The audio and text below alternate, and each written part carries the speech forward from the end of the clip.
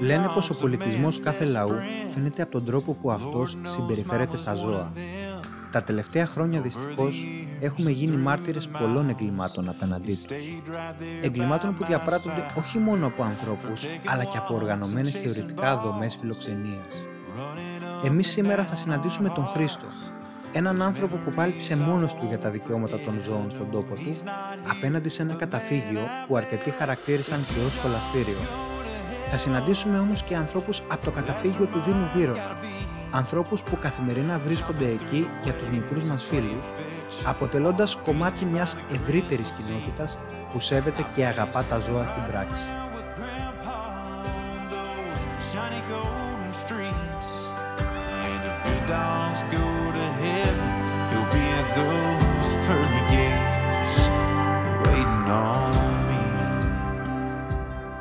Χρήστο, είσαι από τη Φιλιππιάδα. Ναι. Πότε σιγά σιγά άρχισε να σου μπαίνει η ιδέα ότι εγώ θέλω με κάποιο τρόπο να βοηθάω τα ζώα? Κοίτα, από μικρός μου άρεσαν τα ζώα, έτσι. Πάντα είχαμε σκύλο, αλλά η ιδέα για να ασχοληθώ τόσο πολύ με τα σκυλιά ήταν από όταν πήρα το πρώτο μου αδέσποτο. Γιατί εκεί κατάλαβα, ρε παιδί μου, το τι γίνεται, το τι περνάει ένα ζώο έξω, που το μόνο που θέλει είναι λίγο φαγητό και αυτό, και αγκαλιές. Δεν θέλει κάτι άλλο. Και πότε βρήκες τον πρώτο σου αδέσποτο? Το πρώτο μου αδέσποτο το βρήκα το 18, ο Μπράουνι. Ναι, αυτό το σκυλί δεν υπάρχει περίπτωση να το είχε άλλος με το χαρακτήρα του, γι' αυτό τον λάτρεψα με τη μία. Αλλά και από το 17 είχα αρχίσει λίγο να πονηρεύομαι για το τι γίνεται, ρε παιδί μου, με τα δέσποτα, γιατί τα έβλεπα σε πολύ άθλιες καταστάσεις, ειδικά εκεί στην πόλη μου. Και από όταν είχα δει και το καταφύγιο που είχε ο Δήμος, που το ανήκε στην ουσία, άρχισα να θέλω πολύ έντονα να κάνω κάτι γι' αυτό. Γιατί με στεναχωρούσε που τα έβλεπα έτσι και δεν μπορούσα να κάνω κάτι. Πριν πάμε στο καταφύγιο, βρίσκεις τον Μπράουνι. Ναι. Σε μάλλον κακή κατάσταση. Υπάρχει κάποια δομή που λέει ότι ένας άνθρωπος παίρνει ένα δέσποτο, το δηλώνει ότι παίρνω ένα δέσποτο? Υπάρχει κάτι τέτοιο στη Φιλιππιάδα?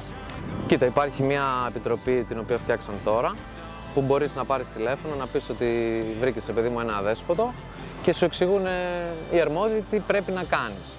Και μετά κάποιος σε ελέγχει ότι όντως φέρεις σωστά σε αυτό το σκυλί? Όχι, κανείς, γιατί τώρα πώς να στο τραβήξω, και η επιτροπή, δηλαδή, αν σου πω, επειδή εγώ ξέρω προσωπικά τι γίνεται, δεν είναι ό,τι καλύτερο για τη διαχείριση ξεκάθαρα των αδέσποτων. Οπότε μπορεί ο καθένας να πάρει ένα αδέσποτο ζώο και να του φερθεί με όποιο τρόπο θέλει, χωρίς να το τσεκάρει ποτέ κανένα. Ναι, ξεκάθαρα.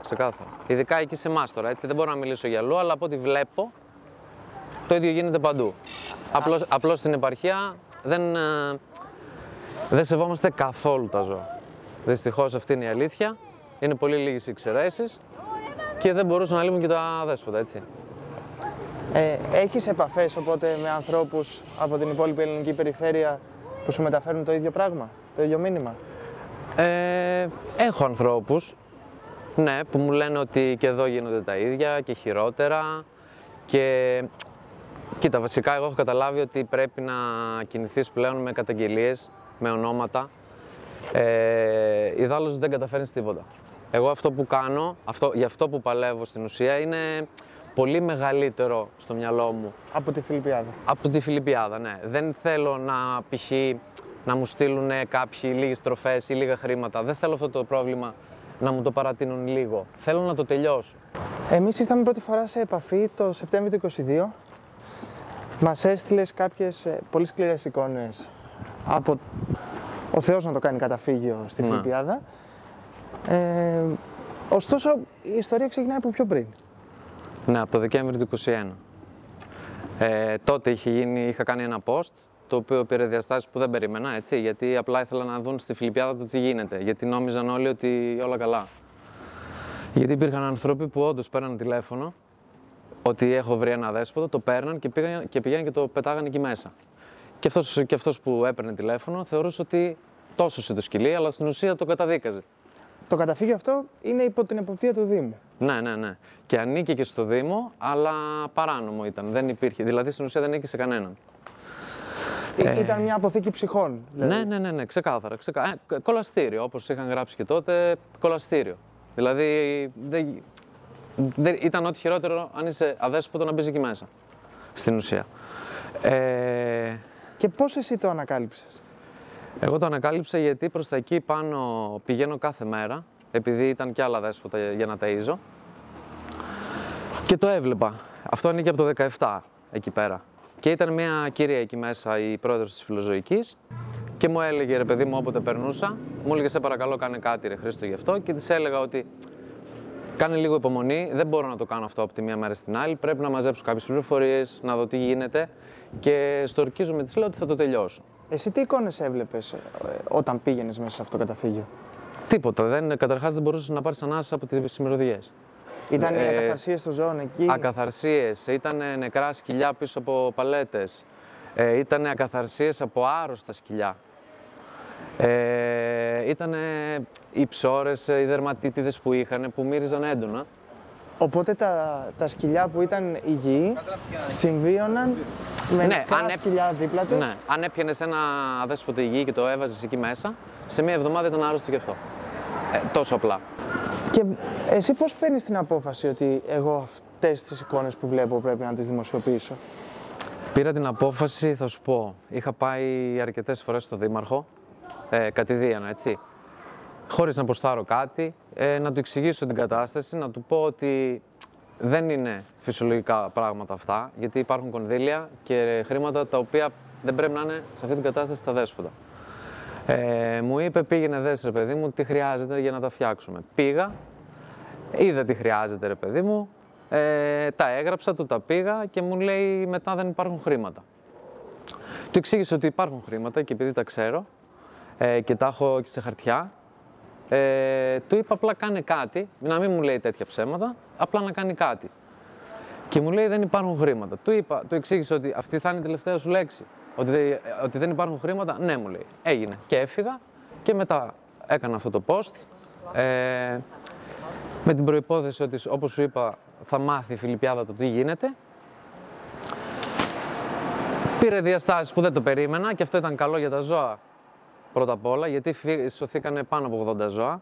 Ήρθαν οπότε φιλοζωικές οργανώσεις? Ναι. Ήρθε το Little Shelter, η Κατρίνα η Τσάνταλη και η Έλληνα η Δέδε με τον Dog's Voice. Τα κορίτσια πήραν 80 ζώα, σε κατάσταση τώρα εντάξει. Μιλάμε για θεραπείες, πολλά χρήματα. Δεν υπήρχαν προφανώς κτηνίατροι μέσα σε αυτό το καταφύγιο? Κοίτα, υπήρχε ο κτηνίατρος που έχουν σύμβαση, ο οποίος για εμένα... Επέτρεπε αυτός δηλαδή να συνυπάρχουν υγιή ζώα με νεκρά? Ναι. Επέτρεπε γιατί όσο δεν υπήρχε το πρόβλημα πάνω του, δεν τον ενδιέφερε. Γιατί αν τον άφηνες μία μέρα εκεί μέσα να δει τι γίνεται, θα έλεγε όπα ρε παιδιά, κάτι πάει πολύ λάθος εδώ. Στεκόμαστε μπροστά από ένα μιούραλ που είναι αφιερωμένο στο Λουκάνικο, το σκύλο που στις πρώτες διαδηλώσεις των μνημονίων βρισκόταν πάντα με την σωστή πλευρά της ιστορίας, με την πλευρά των ανθρώπων.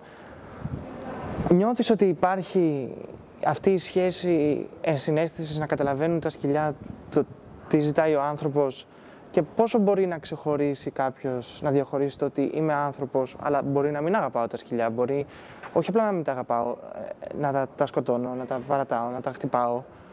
Ναι, είμαι 100% σίγουρος ότι τα σκυλιά καταλαβαίνουν τα πάντα, όπως όλα τα ζώα, άλλα λιγότερο, άλλα περισσότερο. Δεν ξέρω γιατί έχω στο μυαλό μου ότι ο σκύλος είναι καθαρά για να είναι με τον άνθρωπο. Δεν ξέρω γιατί ο σκύλος δεν μπορεί να επιβιώσει μόνος του, έτσι το έχω εγώ στο μυαλό μου. Νομίζω είναι το τέλειο τέρι για έναν άνθρωπο. Σίγουρα ο Λουκάνικος ήξερε ακριβώς που βρίσκεται, σε ποια μεριά. Και νομίζω ότι έχουμε χάσει κάπου... δεν ξέρω γιατί έχουμε γίνει τόσο σκληροί με όλα. Δηλαδή δεν ξέρω γιατί βλέπουμε ένα δέσποτο και δεν σταματάμε να το ταΐσουμε. Δεν ξέρω γιατί βλέπουμε ένα δέσποτο και το κλωτσάμε. Θα μπορούσε να είναι και άνθρωπος. Γιατί πίστεψέ με, αν από τη δική μου εμπειρία δεν έχω γνωρίσει άνθρωπο που να αγαπάει τα ζώα και να έχει φερθεί κάπου λάθος. 'Cause the good dogs go to heaven, and that's where mine's gotta be. Jumping through the waves and playing fetch on a beach by the crystal sea. I bet he's riding around with Grandpa on those shiny golden streets. And if good dogs go to heaven, they'll be at those pearly gates waiting on. Όλα αυτά τα χρόνια εγώ συνεργαζόμουν και με εκπαιδευτές θετικής εκπαίδευσης, ώστε να μου δώσουν συμβουλές και κατευθύνσεις για να μπορώ να κοινωνικοποιήσω και να ηρεμήσω τα στρεσαρισμένα σκυλιά που έβρισκα λόγω των συνθήκων. Βέβαια, ένα φοβικό σκυλί ποτέ δεν γίνεται 100% σαν ένα σκυλί φυσιολογικό που δεν έχει θέματα. Μπορούμε να το διευθετήσουμε λίγο το θέμα, αλλά ποτέ δεν μπορούμε να το φέρουμε 100%. Cause the good dogs go to heaven, and that's where mine's gotta be. Jumping through the waves and playing fetch on a beach by the crystal sea. Και εδώ είμαστε στο χώρο εκπαίδευσης. Είμαστε, ναι, στο χώρο εκπαίδευσης. Είναι ο χώρος όπου έρχεται ο εκπαιδευτής μας, ο κύριος Σιδερέας, με τα σκυλάκια τα οποία είναι στη διαδικασία εκπαίδευσης. Βέβαια, ο χώρος δεν είναι ακόμα ολοκληρωμένος. Έτσι, απλώς καθαρίστηκε γιατί είχε πάρα πολλά μπάζα, σκουπίδια κτλ. Είναι να γίνει ένα γκράφιτι, να μπουν κάποια παιχνίδια εντός εισαγωγικών, διαδραστικά. Είμαστε δηλαδή στη διαδικασία που τον διαμορφώνεται. Ναι, διαμόρφωσης. Ναι. Το καταφύγιο εδώ είναι μια πρωτοβουλία εθελοντών υπό την αιγίδα του Δήμου Βύρωνα. Ναι. Δημιουργήθηκε το 2003, όταν πρώτων Ολυμπιακών Αγώνων έγιναν κάποιες προσπάθειες να μαζευτούν τα δέσποτα από το λεκανοπαίδιο. Δόθηκε αυτός εδώ ο χώρος που ήταν τα παλιά νταμάρια σε εθελοντές. Μαζεύτηκαν κάποιοι σκύλοι, αρκετοί. Τα τελευταία χρόνια, μέσα από τις προσπάθειες των εθελοντών, έχουν δοθεί πάρα πολλά σκυλιά για υιοθεσία, οπότε έχουμε φτάσει σήμερα σε έναν σχετικά ικανοποιητικό αριθμό. Για τι αριθμό μιλάμε αυτή τη στιγμή? Αυτή τη στιγμή σε 3 χώρους είναι 42 σκυλιά, όμως υπάρχουν και σκυλιά τα οποία είναι σε φιλοξενίες. Δηλαδή κουτάβια είναι σε φιλοξενίες, γέρικα ζώα είναι σε φιλοξενίες. Άρα, αν πούμε πόσα σκυλιά μπορεί να έχουμε στη φροντίδα μας, μπορεί να κοντεύουν και τα 50. Μαζί με αυτά που φιλοξενούνται. Μαζί με αυτά που φιλοξενούνται, ναι. Η φιλοξενία δεν είναι πάντα μια μόνιμη διαδικασία. Μπορεί να φιλοξενούνται για ένα διάστημα και να επιστρέψουν. Ναι, ακριβώς. Μπορεί να φιλοξενούνται για ένα διάστημα ή να φιλοξενούνται μέχρι να βρουν το μόνιμο σπίτι τους. Δηλαδή, τα κουτάβια που μαζέψαμε τώρα τον Δεκέμβριο, κάποια βρήκανε γρήγορα σπίτι, τα 2, τα άλλα 2 αλλάξανε 2-3 φιλοξενίες. Και το ένα είναι ακόμα σε φιλοξενία μέχρι να βρει σπίτι. Κάποια ζωάκια μας, ξέρω εγώ, που μπορεί να έχουν κάποια προβλήματα υγείας, τώρα τις μέρες με το χιονιά πήγανε σε φιλοξενία για να περάσουν το χιονιά μέσα σε ένα σπίτι. Να προστατευτούν από το κρύο. Ή επίσης, πολλές φορές μια φιλοξενία βοηθάει και είναι το μεταβατικό στάδιο για την υιοθεσία. Κάποια σκυλιά μπορεί να πάνε σε φιλοξενία με προοπτική υιοθεσίας. Δηλαδή, να τα πάρει κάποιος που θέλει να υιοθετήσει ζωάκι και το παίρνει δοκιμαστικά κάποιο χρονικό διάστημα, το φιλοξενεί και αν όλα πάνε καλά, προχωράει και στην υιοθεσία. Πέτρο, πόσο καιρό είσαι στο καταφύγιο? Κοντά 3 χρόνια τώρα. Ξεκίνησες εδώ ως εθελοντής? Ξεκίνησα ως μέλος της 5μελούς φιλοζωικής του Δήμου, ως επαγγελματίας εκπαιδευτής και σταδιακά άρχισα να εμπλέκομαι όλο και περισσότερο εδώ στις δραστηριότητες του καταφυγίου. Οπότε τώρα ποια είναι η δουλειά σου στο καταφύγιο, η καθημερινότητά σου δηλαδή? Η εκπαιδευτική παρακολούθηση των σκύλων, το να αξιολογώ τους σκύλους τους καινούριους που έρχονται, το να δουλεύω όσο μπορώ τους σκύλους που είναι εδώ, με ό,τι δυσκολίες υπάρχουν στην εκπαίδευση των σκύλων σε περιβάλλον καταφυγίου που είναι πάρα πολλές. Να βοηθάω στο να προχωρούν σωστά οι υιοθεσίες των σκύλων που έχουν φύγει από εδώ, ώστε να μην επιστραφούν. Και γενικώς να αξιολογώ και να γνωμοδοτώ σχετικά με τα συμπεριφορικά θέματα των σκύλων και να κατευθύνω τους υπόλοιπους εθελοντές ως προς το πώς να τα διαχειρίζονται και πώς να αντιμετωπίζουν προβλήματα που συναντήσουν, ας πούμε, μαζί τους. Τυχαίνει να υιοθετηθούν σκυλιά και να σας τα γυρίσουν πίσω Σπάνια. οι κηδεμόνες? Σπάνια. Και ξέρετε, συνήθως αυτό συμβαίνει σε κουτάβια πιο εύκολα. Γιατί το κουτάβι το βλέπει κάποιος έτσι μικρό, χαριτωμένο κτλ. Και μόλις πάει 5-6 μηνών και δει ότι δεν μπορεί να το διαχειριστεί, δεν έχει χρόνο κτλ. Τα ζώα που είναι ενήλικα και υιοθετούνται, συνήθως υιοθετούνται από ανθρώπους που είναι πιο συνειδητοποιημένοι. Ούτως ή άλλως βλέπουν ακριβώς τι παίρνουν, δηλαδή ξέρουν την υγεία του ζώου, ξέρουν το μέγεθός του, ξέρουν τις συνήθειές του. Συνήθως τα ενήλικα ζώα είναι πιο ήσυχα, οπότε σπάνια να επιστραφεί ενήλικο ζώο, εκτός κι αν το ζώο το ίδιο δεν θέλει. Δηλαδή δεν θέλει να μείνει, θεωρεί το καταφύγιο σπίτι του, ας πούμε. Σπάνιες περιπτώσεις αυτές. Οπότε εδώ είναι σημαντικό να πούμε ότι η υιοθεσία ενός σκύλου είναι η αρχή μιας σχέσης ζωής. Δεν είναι η αρχή μιας σχέσης ζωής και ειδικά όταν υιοθετείς ένα κουτάβι είναι μια σχέση ζωής για 15 περίπου χρόνια. Και επίσης ένα κουτάβι είναι ένα μικρό παιδί, που σημαίνει ότι θα περάσει την παιδική του ηλικία με τις ζημιές, θα περάσει την εφηβεία του με την αντίδραση, μέχρι να γίνει ενήλικος και να ηρεμήσει. Και ο κηδεμόνας πρέπει να είναι έτοιμος να περάσει όλα αυτά τα στάδια. Και επίσης είναι μια διάδεσμευση για 15 χρόνια και οτιδήποτε αλλάξει στη ζωή μας, πρέπει να ξέρουμε ότι αυτό το σκυλί που έχουμε πάρει πρέπει να προσαρμόσουμε τη ζωή μας όπως όταν κάνουμε ένα παιδί. Προσαρμόζουμε τη ζωή μας στο παιδί μας, έτσι και όταν υιοθετούμε ένα σκυλί, προσαρμόζουμε τη ζωή μας στο σκυλί. Βέβαια και το σκυλί προσαρμόζεται στους δικούς μας βιορυθμούς. Έτσι. Είναι κάτι αμοιβαίο. Αλλά δεν είναι δυνατόν να υιοθετήσουμε ένα σκυλί και να μην αλλάξει σε τίποτα η ζωή μας. Έτσι. Τι μέθοδο εκπαίδευσης χρησιμοποιείς? Χρησιμοποιώ θετική εκπαίδευση. Δεν χρησιμοποιούμε τίποτα το οποίο μπορεί να στρεσάρει, να τρομάξει το σκυλί.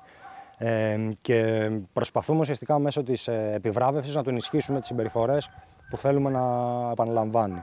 Αυτός είναι ο μακρύς δρόμος συνήθως, αλλά με βάση τη σύγχρονη εκπαίδευση είναι ο μόνος δρόμος. Οποιοσδήποτε άλλος δρόμος, αν σου λύσει ένα πρόβλημα εκείνη τη στιγμή, στην πραγματικότητα στο μέλλον θα σου φέρει πίσω πολλαπλάσια θέματα. Και ειδικά όταν μιλάμε για σκύλους καταφυγείου, οι οποίοι συνήθως έχουν δύσκολα βιώματα στη ζωή τους, είναι πάρα πολύ βασικό να πάρουμε τον αργό και σωστά μεθοδικό δρόμο, ούτως ώστε να τους υποδεικνύουμε τα σωστά και να προσπαθούμε με αυτόν τον τρόπο να εντείνουμε τις σωστές συμπεριφορές. Οπότε υπάρχει ελπίδα για ένα σκυλάκι φοβικό ή κακοποιημένο σιγά σιγά να επανέλθει σε μια κατάσταση όπως θα έπρεπε να είναι όλα τα σκυλιά? Υπάρχει. Το βασικό πρόβλημα που έχουμε στο καταφύγιο είναι ότι το δείγμα της ελεγχόμενης εκπαίδευσης, δηλαδή το πώς διαχειριζόμαστε ένα ελεγχόμενο ερέθισμα στο οποίο θέλουμε να δουλέψουμε το σκύλο, είναι πάρα πολύ μικρό σε σχέση με την υπόλοιπη ζωή του εδώ πέρα. Γιατί δεν ζούμε με το σκύλο. Δηλαδή, ακόμα και κάθε μέρα να έρχομαι να δουλεύω ένα σκύλο, αυτό είναι μία ώρα από τις 24.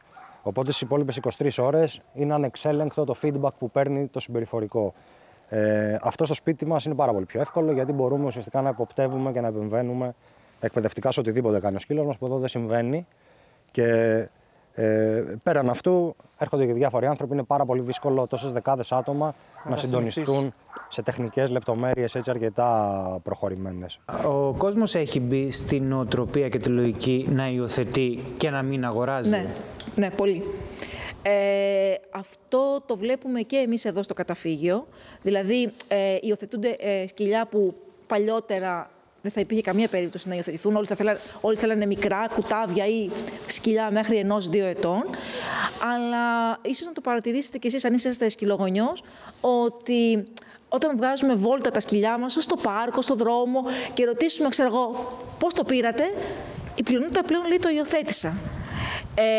Πριν 10 χρόνια θα άκουγες γέννησε η σκυλίτσα της φίλης μου ή το αγόρασα. Τώρα αυτό γίνεται όλο και πιο αραιό, όλο και πιο σπάνιο. Νομίζω ότι τα κοινωνικά δίκτυα έχουν παίξει πολύ σημαντικό ρόλο σε αυτό, στην ευαισθητοποίηση δηλαδή του κοινού.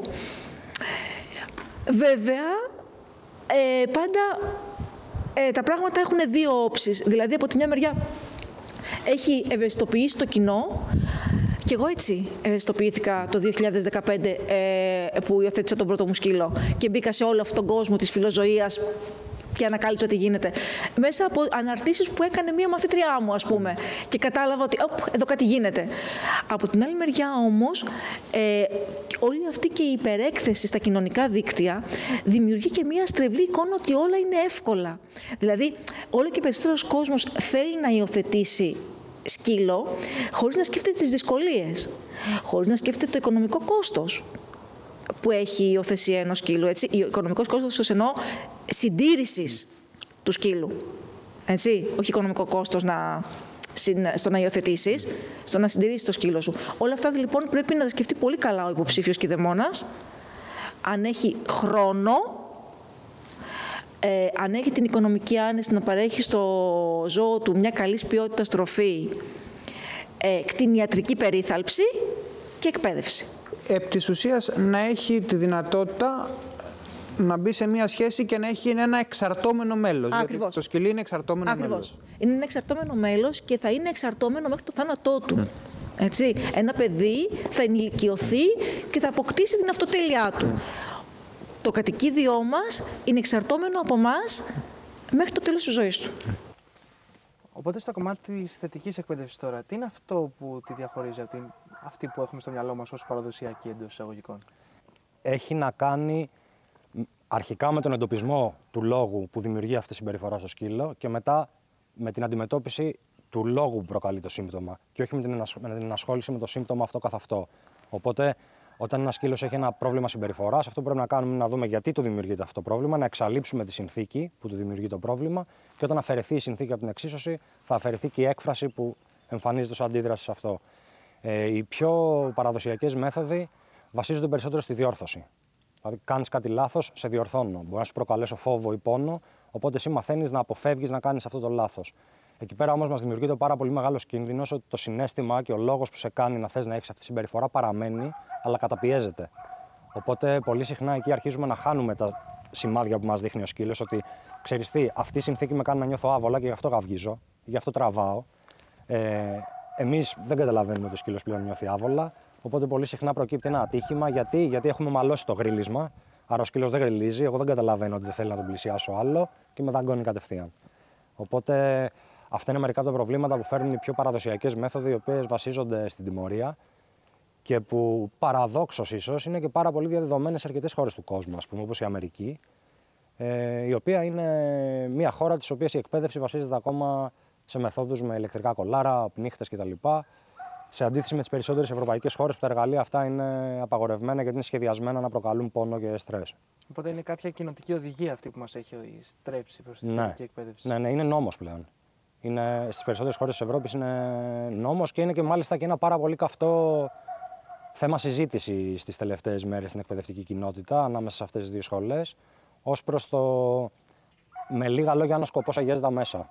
Δηλαδή, αν προκειμένου να επιτύχουμε έναν τελικό εκπαιδευτικό σκοπό, δικαιοδοτούμαστε να χρησιμοποιούμε οποιαδήποτε εκπαιδευτικά εργαλεία χωρίς να μας απασχολεί η ηθική διάσταση. Αν εσύ συναντήσεις στον δρόμο σου έναν άνθρωπο που μεταχειρίζεται τέτοιες μεθόδους, π.χ. το ηλεκτρικό κολάρο που μόλις ανέφερες, τον σταματάς, του το εξηγείς, τον καταγγέλεις, πώς αντιδράς? Στην αρχή όλοι τον σταματάμε.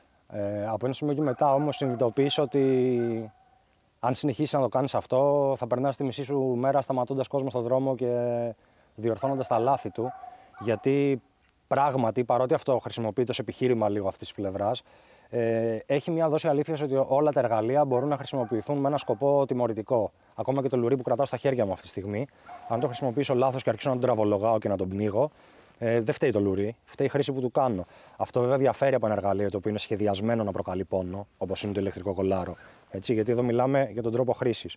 Αλλά είμαι πλέον πιο ανεκτικός στο λάθος. Θα επέμβω σε έναν άγνωστο μόνο όταν βλέπω ένα λάθος κακοπροαίρετο, το οποίο σαφέστατα εκείνη τη στιγμή δημιουργεί στο σκύλο στρες ή πόνο. Όχι όταν βλέπω κάποιον που τον τραβάει, ας πούμε, ο σκύλος του ή ότι ξέρεις κάτι τέτοιο. Οι οικονομικοί πόροι του καταφυγίου από πού προέρχονται, πώς βρίσκεται χρήματα για να περιποιήσετε τα σκυλιά για την κτηνιατρική τους περίθαλψη, τη διατροφή τους όσο βρίσκονται εδώ? Την κτηνιατρική περίθαλψη την αναλαμβάνει ο Δήμος Βύρωνα. Όσα σκυλιά δηλαδή είναι στο καταφύγιο, είναι τσιπαρισμένα στο Δήμο Βύρωνα και ο Δήμος Βύρωνα παρέχει τον εμβολιασμό τους, τις αιματολογικές τους εξετάσεις και τη στήρωσή τους. Τώρα, από εκεί και πέρα, εμείς οι εθελοντές φροντίζουμε για τη διατροφή τους, τις κτηνιατρικές τροφές τους, τα φάρμακά τους και τα περισσότερα από αυτά γίνονται είτε εξ ιδίων πόρων, είτε μέσα από διάφορα μπαζάρ που διοργανώνουμε και βγάζουμε κάποια χρήματα, κουμπαράδες που έχουμε σε κάποια καταστήματα που μας βοηθάμε, pet shop, pet grooming, φαρμακεία, έχουμε κάποιους και αγοράζουμε πράγματα από εκεί σε είδος. Ο κόσμος μας βοηθάει αρκετά, δηλαδή όταν κάνουμε εκκλήσεις φέρνουν πράγματα, τροφές, κάποιες εταιρείες για τα διαστήματα και επίσης πολύ συχνά άνθρωποι που χάνουν το ζωάκι τους μας φέρνουν τα φάρμακά του, τα πράγματά του, γιατί ξέρετε τα κτηνιατρικά φάρμακα είναι και εξαιρετικά ακριβά. Ναι. Είναι εξαιρετικά ακριβά, πολύ πιο ακριβά από τα ανθρώπινα και δεν συνταγογραφούνται.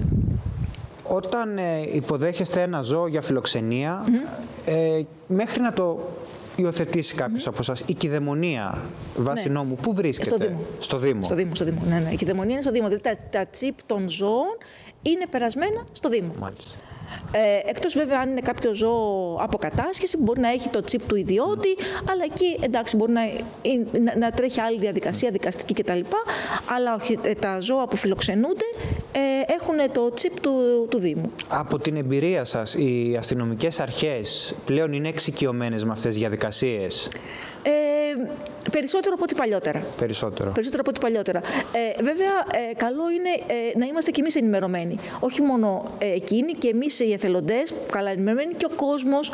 Όπως πάντα λέμε ότι πρέπει να ξέρουμε τα δικαιώματά μας και τις υποχρεώσεις μας.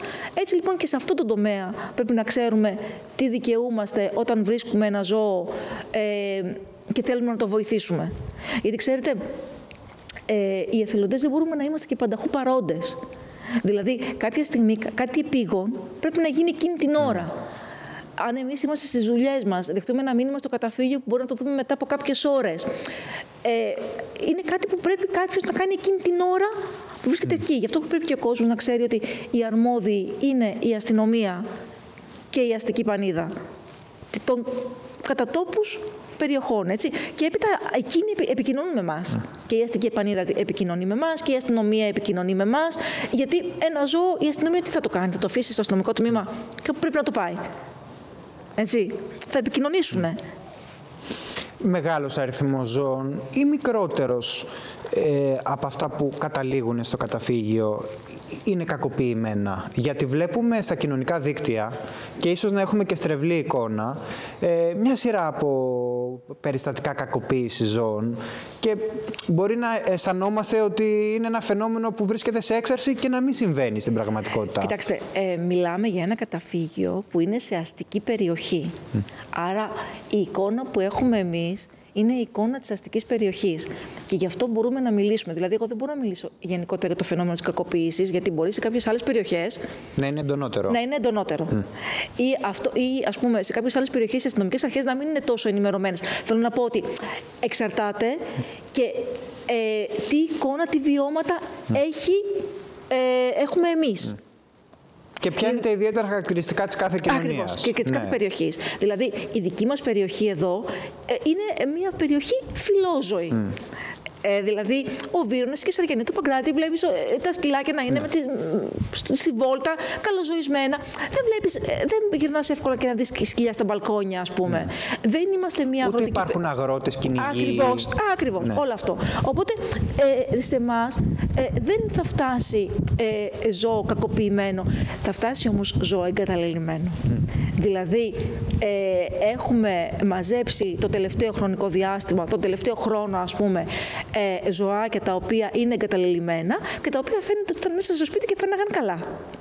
Δηλαδή, δεν είναι ζωάκια που ήταν υποσιτισμένα, ας πούμε, δεν ήταν ζωάκια που τα βρήκαμε μέσα στους ψήλους και στην ψώρα, που σημαίνει όμως ότι το βαρέθηκαν. Παρ' όλα αυτά το εγκατέλειψαν. Ναι, ή μπορεί να πέθανε κάποιος ηλικιωμένος και οι συγγενείς έβγαλαν το ζωάκι έξω, ή το ζωάκι αυτό το εγκατέλειψαν χωρίς να είναι το ζώο αυτό κακοποιημένο. Και ξέρετε, αυτό το καταλαβαίνουμε πάρα πολύ καλά, γιατί τα ζωάκια που ήταν πριν σε σπίτι, όταν θα έρθουν στο καταφύγιο θα κλαίνε πάρα πολύ. Ένα ζωάκι που είναι αδέσποτο, όταν το φέρει στο καταφύγιο, θα ηρεμήσει, γιατί θα βρει κάπου να σταθεί. Θα βρει ένα χώρο να κοιμηθεί, θα βρει σίγουρο φαγητό, έτσι. Καταλαβαίνεις ότι έρχεται και χαλαρώνει, ξεκουράζεται. Ένα ζωάκι όμως που ήταν πριν σε σπίτι και έρθει εδώ, το πρώτο χρονικό διάστημα κλαίει γοέρα. Όταν πλέον ένα σκυλί δίνεται για υιοθεσία, είπες ότι έρχεσαι σε επαφή με τις οικογένειες. Πότε κοιτάς για ένα χρονικό διάστημα εάν τηρούν τις εντολές και αν ο σκύλος τους αποδέχεται? Κρατάμε μια επαφή πάντα με τους ανθρώπους που έχουν υιοθετήσει ένα σκύλο, ούτως ώστε να μπορούμε να είμαστε εκεί να τους βοηθήσουμε όταν πάθουν τον πρώτο πανικό. Οποιοςδήποτε, ειδικά άνθρωποι που είναι αρχάροι με σκύλους, οποιοςδήποτε υιοθετήσει ένα σκύλο, ακόμα από ένα κουτάβι μέχρι ένα ηλικιωμένο σκυλί, στις περισσότερες περιπτώσεις θα περάσει μια φάση μετά από λίγες μέρες όπου θα νιώσει ότι έχει κάνει, ας πούμε, το μεγαλύτερο λάθος της ζωής του. Οπότε εκεί είναι πάρα πολύ βασικό να νιώθει ότι έχει δύο ανθρώπους δίπλα του που μπορούν να τον κατευθύνουν, να του δείξουν πώς λύνονται αυτά τα προβλήματα και να του δώσουν τα εφόδια αυτά για να μπορέσει να συνεχίσει να έχει το σκύλο στο σπίτι. Ένα σκυλί το οποίο είναι κακοποιημένο, βάναυσα ή όχι βάναυσα, τέλος πάντων κακοποιημένο, υπάρχει δυνατότητα να επανέλθει σε φυσιολογική κατάσταση και ως προς τους ανθρώπους και εδώ στο καταφύγιο με τα άλλα σκυλιά? Αυτή δυστυχώς είναι μια απάντηση που ποτέ δεν μπορεί να απαντηθεί εκ των προτέρων. Είναι μια απάντηση την οποία για να την πάρουμε πρέπει να βάλουμε πολύ κόπο και χρόνο, και προχωρώντας και ψάχνοντας πολύ συχνά τα μεθοδολογικά εργαλεία που θα χρησιμοποιήσουμε. Όταν περάσει ένα διάστημα, τότε θα είμαστε σε θέση να κάνουμε και μια εκτίμηση, ας πούμε, για το πόσο γρήγορα μπορεί να προοδεύσει, τι δεν μπορεί να βελτιωθεί πολύ, τι μπορεί να βελτιωθεί κτλ. Αλλά σε γενικές γραμμές όλα τα ζητήματα βελτιώνονται, αν όχι εξαλείφονται τελείως. Σχεδόν όλα τα ζητήματα μπορούν να φτάσουν σε ένα σημείο που να είναι η συμβίωση βιώσιμη, ας πούμε. Μέσω διαφόρων εκπαιδευτικών προγραμμάτων που συμμετέχεις, τι βλέπεις από τη νέα γενιά που τώρα έρχεται? Νομίζω ότι αν το δούμε από ένα φιλοζωικό πρίσμα γενικότερο, νομίζω ότι ένα από τα ελάχιστα πράγματα στα οποία η ελληνική κοινωνία βελτιώνεται σταθερά τα τελευταία χρόνια είναι τα φιλοζωικά αντανακλαστικά της.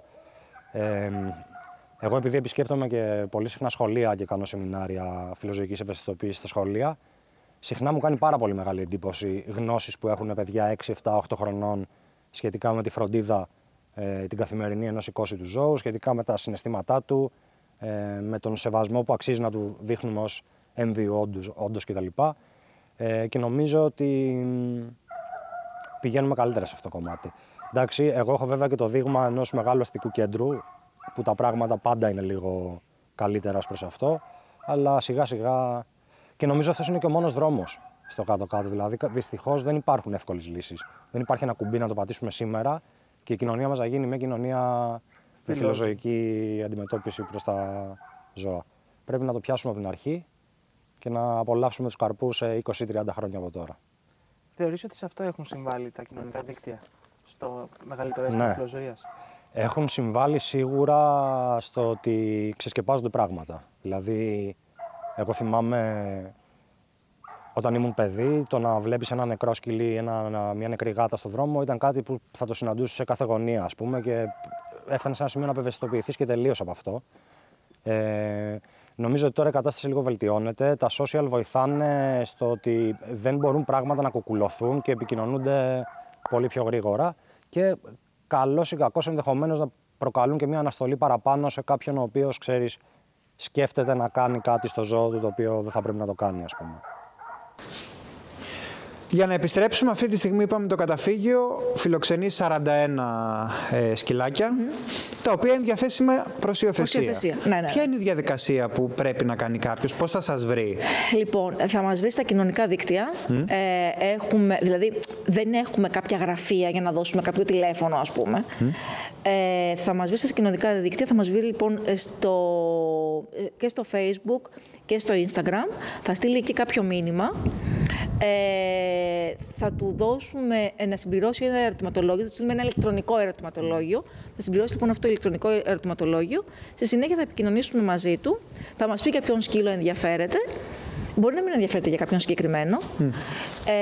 Ακόμα καλύτερα θα πω εγώ. Ναι. Θα έρθει κάποιες φορές στο καταφύγιο, γιατί όταν είναι ένα ενήλικο ζώο πρέπει κάπου συνηθίσει, να τον μάθει. Θα το δει, θα τον βγάλει βόλτα, θα περάσει κάποιο χρόνο μαζί του και στη συνέχεια θα περάσει μια περίοδο φιλοξενίας. Δηλαδή θα πάρει το ζώο για κάποιο χρονικό διάστημα, να δούμε πώς εγκληματίζεται εκείνος με το ζώο και το ζώο με εκείνον, και αφού περάσει αυτό το χρονικό διάστημα, το οποίο δεν είναι συγκεκριμένο, δηλαδή δεν βάζουμε χρονικό όριο. Χρονικό όριο βάζουμε στα κουτάβια, θα σας πω μετά. Δεν βάζουμε χρονικό όριο ότι ξέρεις, σε 10 μέρες πρέπει να αποφασίσεις.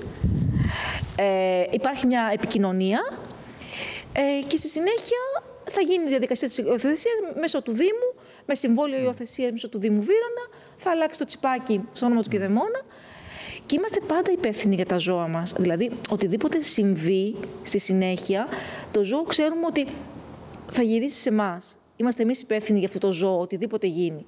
Τώρα, στην περίπτωση των κουταβιών, δεν μπορούμε να πούμε σε κάποιον πάρε το 2-3 μήνες να δεις πώς θα πάτε και μετά, γιατί τα κουτάβια έχουν πιο πολλές ευκαιρίες υιοθεσίας. Και έπειτα ένα κουτάβι εξοικειώνεται και πιο γρήγορα. Ναι, ακριβώς. Εξοικειώνεται και πιο γρήγορα. Δεν χρειάζεται τόσος χρόνος. Ακριβώς, δεν χρειάζεται τόσος χρόνος. Πιο πολύ το κουτάβι χρειάζεται υπομονή από τον κηδεμόνα. Να είναι ένας συνειδητοποιημένος κηδεμόνας που να ξέρει τι σημαίνει κουτάβι. Γιατί είναι σαν ένα μικρό παιδί. Και έχουμε μαζί μας λοιπόν τώρα τον Snow. Μάλιστα. Πότε τον βρήκατε? Περίπου 23-24 Δεκεμβρίου.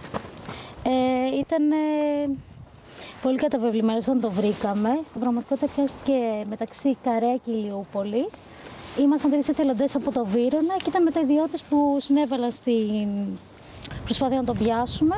Σας πήρανε τηλέφωνο? Είμαστε συνεννόηση με τη ζωοφιλική της Ηλιούπολης. Επικοινώνησα εγώ μαζί με μία εθελόντρια της Ηλιούπολης. Είπα ότι είμαστε καθοδόν για τη διάσωσή του και κάπως έτσι ήμασταν στη συνεννόηση με τους ιδιώτες και μου λέγανε κάθε φορά που κατευθύνεται ο σκύλος.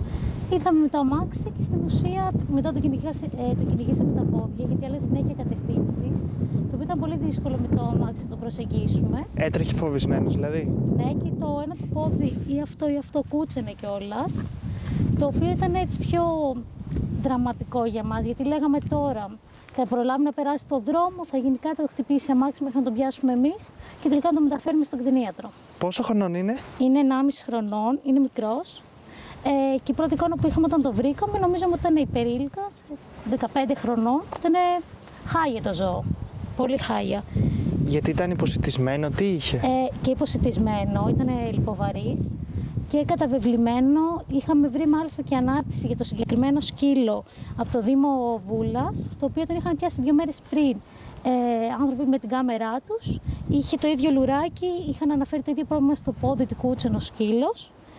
Και έτσι στην ουσία περπάτησε τόσους δήμους στο σκύλο με τα πόδια, είχε και καμένες πατούσες. Η εικόνα του ήταν χάλια. Και ας πούμε οι πρώτες ενδείξεις, ή μάλλον η πρώτη έτσι άποψη του γιατρού που τον πήγαμε ήταν ότι μάλλον μπορεί να έχει και καρκίνο ο σκύλος. Γιατί λέει ότι εφόσον είναι τόσο μικρός δεν δικαιολογείται ούτε η εικόνα του, ούτε το πόσο ήσυχος ήταν. Με εσάς πώς ήταν όταν εν τέλει τον πιάσατε? Λοιπόν, στην αρχή εμείς λόγω μεγέθους, εντάξει, το τρομάξαμε λίγο, έτσι, νιώθεις ένα δέος όταν βλέπεις ένα τόσο μεγάλο πλάσμα. Ήταν φοβικός, απέφευγε να μας κοιτάξει τα μάτια, αλλά όταν τον προσεγγίσαμε και κάτσαμε, μάλιστα μέχρι να έρθει και ο εθελοντής μας με το αμάξι, είμαστε μαζί του καμιά ώρα σε έναν γκαράζ που τον παγιδέψαμε, μία μηχανή, ένα αμάξι και άλλοι πόσοι ιδιώτες και εθελοντές. Γύρω στα 10 άτομα ήμασταν στην αρχή. Είχαμε κάνει έτσι σαν ανθρώπινη αλυσίδα να του κλείσουμε τον δρόμο. Και όταν τελικά τον πιάσαμε, του βάλαμε το λουρί και τον κατευθύναμε στο αμάξι, ήταν πάρα πολύ ήσυχος. Καθόταν πάνω μας και ήταν, εντάξει, δεν το περίμενα. Άρα σε αυτόν τον σκύλο είδατε εσείς κάποιο σημάδι κακοποίησης ή όχι? Δεν νομίζω. Από τη συμπεριφορά του, μάλλον ξέφυγε. Πρέπει να ήταν μάλλον εγκατάλειψη. Ή παραμελημένος γενικότερα. Αυτή την εικόνα μας έδινε ο σκύλος. Θεωρώ εγώ τουλάχιστον ότι επειδή είχε μια απόβρεξη του σιελογόνου αδένα εδώ κάτω, είχε έναν όγκο πολύ μεγάλο που τώρα απορροφάται μάλλον, όποιος το είχε πρέπει να ήταν σε μάντρα, μάλλον θεώρησε ότι ήταν καρκίνος. Επειδή τα έξοδα είναι τεράστια, τα κτηνιατρικά, πιθανόν τον κατέληψε. Ο Snow είναι ένα τυπικό παράδειγμα από πώς λειτουργεί το καταφύγιο. Ποια είναι τα βήματα που γίναν σε αυτόν για να καταλάβουμε για όλα τα σκυλιά τι συμβαίνουν? Εμείς όταν ειδοποιηθήκαμε για το συμβάν, πήγαμε από εκεί, πήραμε το σκυλί, πήγαμε στον κτηνίατρο, κοιτάξαμε και τσιπάκι τίποτα και μετά ακολουθήθηκε όλη η διαδικασία, ενημερώθηκε ο Δήμος, φτιάχτηκε καρτέλα στο κτηνίατρο, του βάλαμε τσιπάκι και περάστηκε στο Δήμο Βύρωνα και κάπως έτσι... Αιματολογικές εξετάσεις επίσης. Ναι. Κάπως έτσι έγινε όλη η αρχή για να είναι ένα ακόμα μέλος μας. Αυτό που με στεναχωρεί εμένα είναι ότι πολλά σκυλιά είτε γεννιούνται εδώ είτε έρχονται σε μικρά ηλικία και δυστυχώς δεν έρχεται κανείς ποτέ για αυτά. Οπότε πεθαίνουν σαν φαντάσματα σε αυτόν τον κόσμο. Ήρθανε, τα μάθαμε εμείς, τους δώσαμε ένα όνομα και τουλάχιστον φύγανε και έχουν ένα όνομα. Τουλάχιστον τα γνωρίσαμε εμείς. Αλλά εντάξει. Το ιδανικότερο θα ήταν να πεθάνουν σε ένα σπίτι, να έχουν βρει την αγάπη, τη ζεστασιά και όχι απλά να είναι εδώ πέρα. Να είναι με μια οικογένεια. Και ακόμα και το γεγονός ότι είναι μεγάλα σε ηλικία, είναι κρίμα να σκεφτόμαστε ότι θα είναι μια απώλεια. Το κάθε ζώο που θα έχουμε έτσι κι αλλιώς θα είναι μια απώλεια όταν έρθει αυτή η δύσκολη στιγμή. Αλλά γι' αυτό μπορεί να είναι όλη τους η ζωή το να τους προσφέρουμε εμείς ένα σπίτι. Για μας, επειδή έχουμε άλλο. Πώς να το πω, ζούμε πολλά περισσότερα χρόνια. Πιστεύω ότι θα είναι πολύ χειρότερο να τους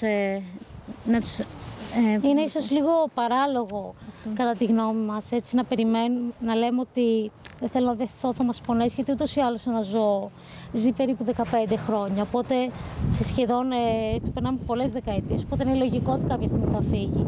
Αλλά απ' την άλλη τους δίνουμε μια ευκαιρία, αν για μας είναι ένα κομμάτι της ζωής μας, γι' αυτό είμαστε όλοι τους στη ζωή. Ακριβώς αυτό ήθελα να πω. Οπότε μπορούμε να ζώσουμε πολλές ζωές στη δικιά μας ζωή. Και το τελευταίο που θα ήθελα να τονίσω είναι κάτι το οποίο μου το έλεγε η μητέρα μου, για τους ανθρώπους που είτε κακοποιούν τα ζώα, ειδικά τελευταία έχουμε δει πάρα πολλά τέτοια περιστατικά, ή τους ανθρώπους που δεν θέλουν ζώα σπίτι τους, που είναι απόλυτα λογικό και κατανοητό και είναι δικαίωμά τους. Απλά για τους ανθρώπους οι οποίοι δεν αγαπάνε τα ζώα, αλλά κυρίως τους κάνουν κακό, καλό είναι να, αφού δεν μπορούν να κάνουν το καλό, να τα πάρουν σπίτι τους, να τα φροντίσουν, τουλάχιστον να μην κάνουν το κακό. Καλύτερα να διαφορήσουν παρά να τα χτυπάνε, να τους βάζουν φόλες και τα σχετικά. Αυτό είναι μεγάλη αμαρτία. If good dogs go to heaven, that's where mine's gotta be.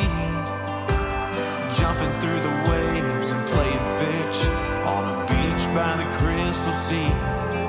I bet he's riding around with Grandpa on those shiny golden streets. And if good dogs go to heaven, he'll be at those pearly gates. Κάποια ζώα έρχονται σε αυτόν τον κόσμο και φεύγουν ανώνυμα, σαν φαντάσματα. Κάποια ζώα δεν θα βρουν ποτέ την αγκαλιά μιας οικογένειας. Για όλα αυτά τα ζώα όμως πάντα θα υπάρχουν άνθρωποι που θα ενδιαφέρονται, άνθρωποι που θα γίνονται η δική τους οικογένεια. Αυτούς τους ανθρώπους συναντήσαμε στο καταφύγιο Βύρωνα. Ανθρώπους γεμάτους χαμόγελο, χαρά και διάθεση για προσφορά σε αυτά τα πλάσματα. Τα μόνα πλάσματα, όπως είπε και ο Μίλαν Κούντερα, που δεν διώχθηκαν ποτέ από τον παράδεισο. Καλό σας βράδυ.